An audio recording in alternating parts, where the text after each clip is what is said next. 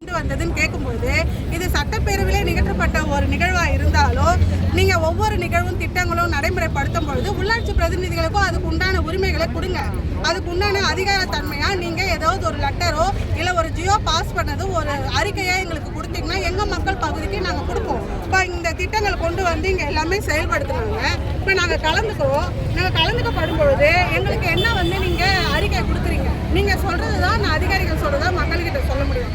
அதிகாரிகள் 1 வருஷம் இருக்காங்க, 6 மாதம் இருக்காங்க, உடனே டிரான்ஸ்ஃபர் ஆயிடுறாங்க.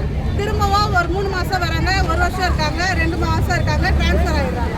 இப்போ டிரான்ஸ்ஃபர் பண்ண அவங்களுக்கு விளக்கங்கள் தெரியலை. புது அதிகாரிகள் வரும்பொழுது என்ன அது முடிவாக கரெக்டாக நீங்கள் இறுதியாக ஒரு அறிக்கையில் ஒரு லெட்டராக நீங்கள் எழுதி கொடுக்கணும். ஒரு கரெக்டாக லெட்டர் டைப்பில் நீங்கள் என்ன செய்யணும்னா மக்கள் பிரதிநிதிகளுக்கு உள்ளாட்சி பிரதிநிதிகள் மக்களோட நெருக்கமாக இருக்கவங்க அவங்களுக்கு இது போல் இருக்குது, இதை செய்யலாம் அப்படின்னு கேட்கலாம். எங்கள் மக்களோட கோரிக்கை ஒன்று என்னென்னா நிலத்தடி நீர் வேணும். அந்த நிலத்தடி நீர் ஏன் நிற்கிது? அதே போல் அந்த நிலத்தடி நீர் கொடுக்கும்பொழுது எல்லா தெருகளுக்குமே அந்த தண்ணி வர்றது கிடையாது.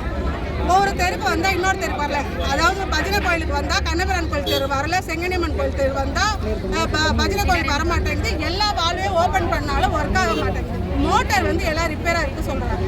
இப்போ பாதாள சாக்கடை பணிகள் ரொம்ப ஆம வேகத்தில் நடைபெறுது. அந்த கான்ட்ராக்டரை கூப்பிட்டு நாங்கள் பல முறை வான் பண்ணோம்.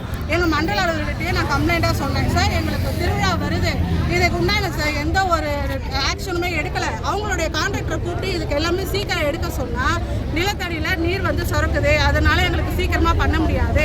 அக்கறை பகுதியில் கிட்டத்தட்ட 15 வருஷமாக ஒரு இடத்துல வந்து ட்ரைனேஜ் ஒர்க் பண்ணாங்க. அதில் வந்து அந்த தண்ணி பார்த்தீங்கன்னா பொங்கி வழிஞ்சு இது வரைக்கும் அது தீர்வே கிடையாது. அங்கே டெங்கு, மலேரியா, டைஃபாய்டு எல்லா ஃபீவருமே வருது.